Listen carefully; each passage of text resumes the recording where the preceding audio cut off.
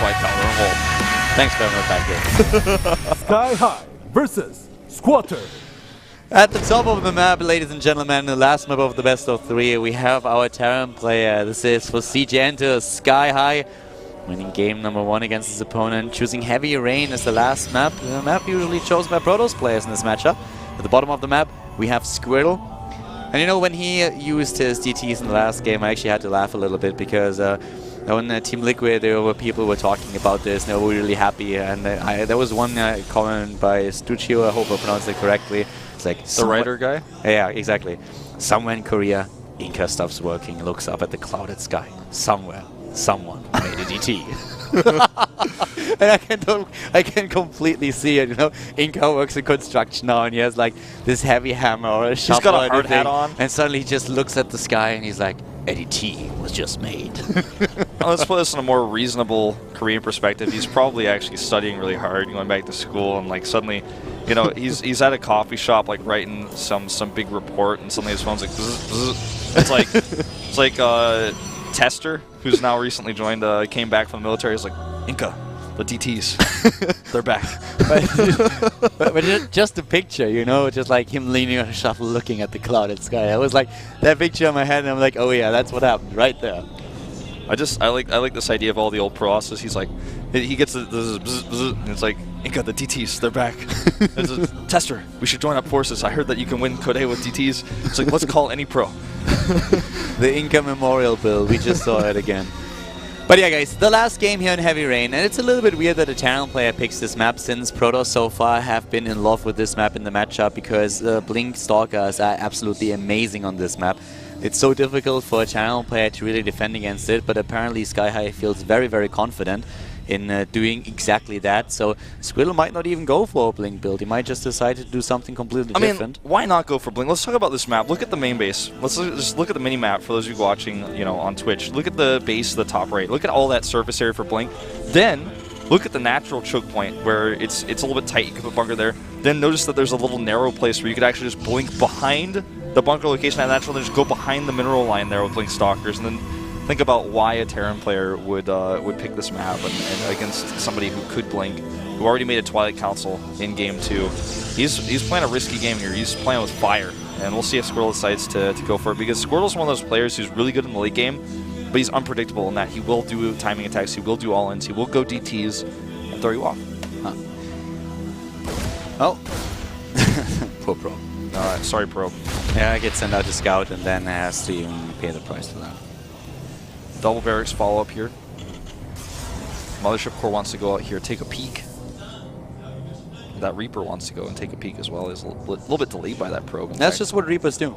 Double barracks follow up by sKyHigh, not going into a factory right away, so he will have a lot of bio forces at the beginning of the game, and that will allow him to execute some pressure, but and of course also to be safe at the same time if there comes any aggressive play by Squirtle.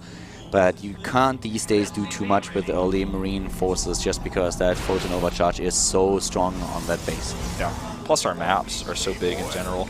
A lot of people talk about the overcharge being one of the reasons why it's so hard for Terran to attack early on, but compared to Wings of Liberty, some of our maps, rush distance are just huge, like massive. Starting with maps like Daybreak, we just had this switch into big rush distances, even on 1v1 maps, so it's just hard to attack. And you have double Tech Lab going down here. He's really going to commit to some heavy Marauder aggression.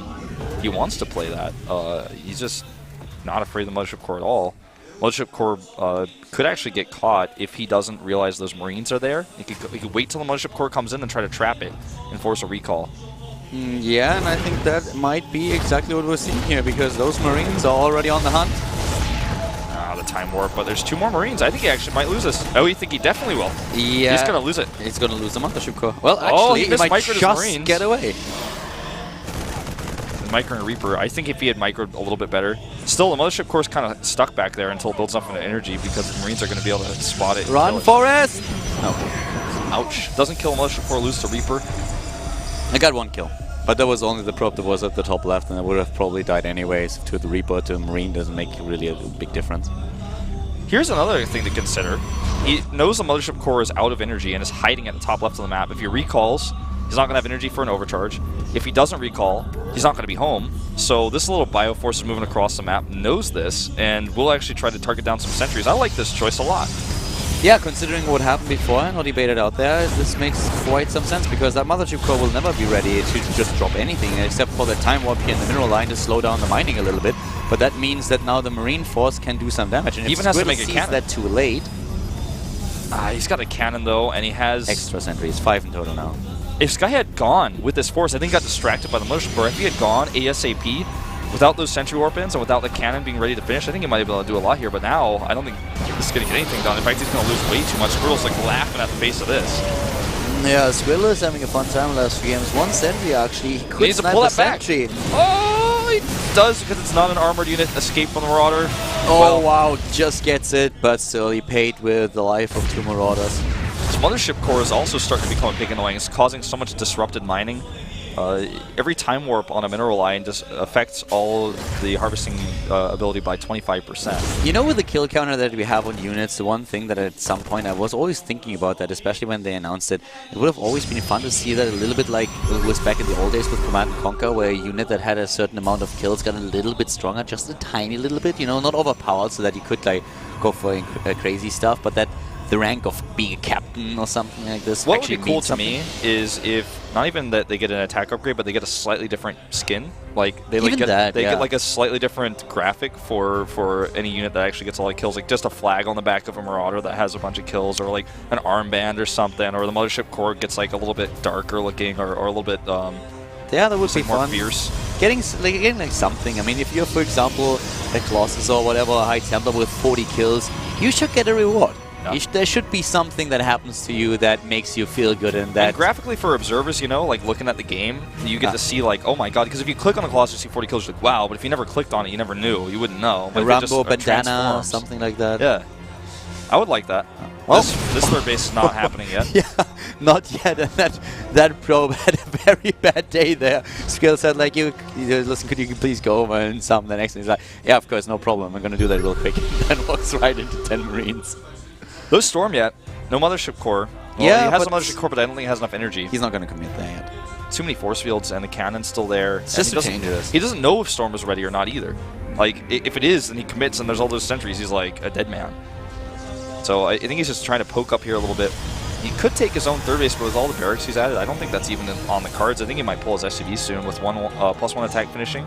Okay, he starts it now. I was about to say he's basically nearing the point of no return and starting the command center. Well, right now, we also have the +2 armor upgrade now for the Protoss player, so his army will be really beefy, especially, of course, with the Zealots that he has there. And that's also going to help out the Immortal a little bit, which is going to be a big part of his army there. Nice attempt to snipe that Warp Prison, by the way, and with a stim, he might be able to get it. It's close! Nice drop of the... Oh! 4 hit points. Squirrel's like, see? +1 armor if I had that. Well... He's going to lose it now to the Vikings if he doesn't pull it away. Meanwhile, 1 Marauder for 3 force fields. And goodbye, War Prism. Yeah. Goodbye. Templar inside as well, not happy with that. Wants to see if he can force field here and storm that army. It's just not going to happen. Yeah, not yet. Still, Scout is going on, and we have the third base now revealed. At the same time, Squirtle takes his own third. He's really starting to get ahead in upgrades there. Do you know if patch 2.1 comes out in Korea today? Just I'm not trying to put you on the spot. Korea is the last server that releases the patch, so they are working in shifts. I'm not very sure if it's tomorrow for us, but we are the last one. Like, I think they start with America, go in Europe, and then it's us. So I saw a schedule. I think for us it's in the morning. I just have this... we can talk about this in a moment because we might have an engagement here. It doesn't look like it. I was just going to say I'm really excited to see what Koreans do with that ability to upload your own image on your bases. I can already tell you there's going to be a lot of like K-pop girls. That's for sure. Here we go. Photon overcharge on the natural. That one Immortal holding strong with the Time Warp. He is immortal. This base, on the other hand, a little bit more vulnerable. There's not a whole lot to defend because Swirl's on this wild goose chase over here trying to catch this Bioforce. Yeah, he canceled already. That was not going to survive there. There are just not enough units and not even the forward Paladin could have helped him out. Here we come, supply block now. Squirtle is trying to move in once again. Storm is ready, keep that in mind. Those High Templars already moving in. We do not have any ghosts. This is a crazy timing for a Squirtle. He has like no workers behind this. He only has 49, and he has to make this work. But with a good splits here, and he's basically surrounded, I think sKyHigh can hold this. sKyHigh is doing a great job at dodging those storms or just tanking them with a few Marauders. He's doing a great job so far, but there is a lot more where those Fire came from. Force coming down here from the south, but he walks right into a storm, Nice. right into those warping units, and Squirtle's starting to take the momentum here. Yeah, Squirtle really paying attention to the minimap and the positioning of his opponent. I really loved how sKyHigh was trying to attack from 3 different angles at once, but Squirtle is making it work and has every single unit of his opponent in his sight. And now suddenly there's a force field on the ramp. All those SCVs are suddenly trapped on the low ground, and that command center might even go down. No, he's trying to pick off some of these Zealots. Command Center looks like it will survive for now. SCV is not wanting to fight here. No storms available. Here comes the next round of Warpins. It looks like he doesn't have enough storms on these Templar either. But if those High Templar have the energy, they can just storm the ramp, and that's going to do a lot of damage. Even those SCVs are completely exposed and could eat a storm. And now with all the kills he's gotten on those Harvesters, Squirtle takes a Harvester lead. He's got that third base restarted. Yeah, and he can just walk home now. He has also more army supplies, so the third base is going to be there for him a little bit faster, maybe even. Or at least the saturation, his income is suddenly like going through the roof. No storms. You could argue it's sKyHigh. No ghosts, I mean to say. Plenty of storms, 4 of them. In fact, about to be ready to be launched. And he's got SCVs over on the left side, get a bit caught. Storm goes down. Beautiful storms, 2 of them. Nice, and here we go again, another storm. He's got one more. It's starting to really take its toll, and suddenly he's oh my god, another one. sKyHigh is in so much trouble, and GG! Squirtle takes it with a 2-1. Squirtle looking up to that sky and saying, storms are coming down. It's heavy rain. Everything just lines up for Squirtle. The map, his opponent's name, the storms. Now he's going to the winner's match where he will actually play against his former teammate, Life. Yep. Squirtle versus Earth. Squirtle versus Life, that's going to be a good one. And we have Paralyze going up against sKyHigh. And annoyingly for sKyHigh, we talked about this before, he's got a terrible win ratio against Paralyze specifically. Yeah.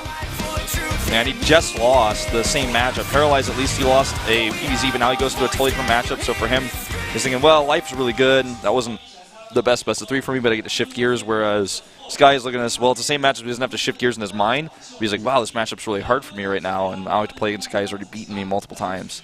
Yeah, I really want to see if he's able to come back against Paralyze, because so far he's 1-4 against Paralyze in the games that they played, and that's going to be very, very difficult for sKyHigh to accomplish right now under so much pressure. But before that happens, we have the match between Squirtle and Life. That's going to happen after another short commercial break. The winner's match here at the GSL Code A. So guys, we're going to see you in a few for the